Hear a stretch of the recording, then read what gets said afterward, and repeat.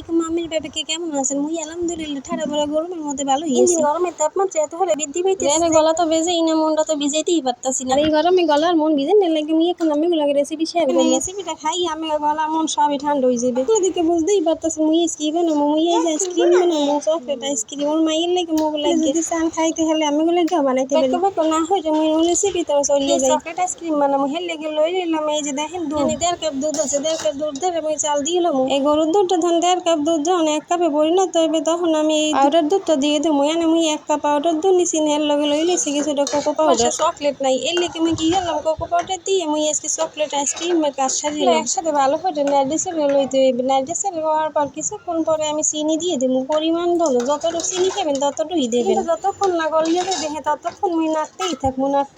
এর মধ্যে দিয়ে দেবে, দেখতে পাচ্ছেন কর্নফ্লাওয়ার। মুই এখানে 2 চামচ কর্নফ্লাওয়ার লই লইছি। এর মধ্যে একটু পানি দিয়ে গুললে এবার মুই দিয়ে দিই মোর আইসক্রিমের মধ্যে। কিন্তু কর্নফ্লাওয়ারটা গুললে লইতে হবে, নাইলে গরম পানির মধ্যে এটা দিলে এটা কিন্তু দলা বাইন্ধে থাকবে। এবার গরম পানি দেওয়ার লগে লগে ভালো করে কিন্তু ফেটাই লইতে হবে, মানে চামচ দিয়ে গুললে লইতে হবে। তার উপকারিতা হচ্ছে এটা একটু ভালো হয়ে ঘন হইবে, ঘন হইলে খাইতেও ভালো লাগবে। কইয়েন না এটার কারণে আমাকে টেস্ট নষ্ট হয়ে যাবে, না মোটেও টেস্ট নষ্ট হইবে না। তখন জাল যাবে ততক্ষণ মোর চামচ লড়তেই থাকবে।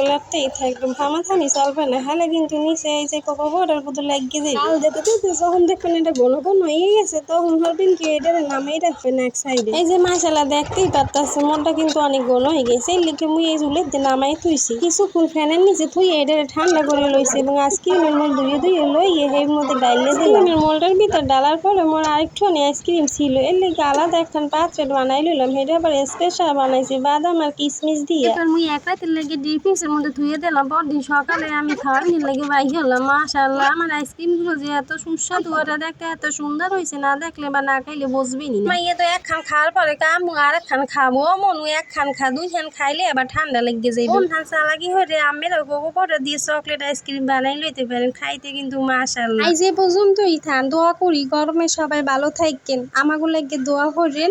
আল্লাহ হাফেজ।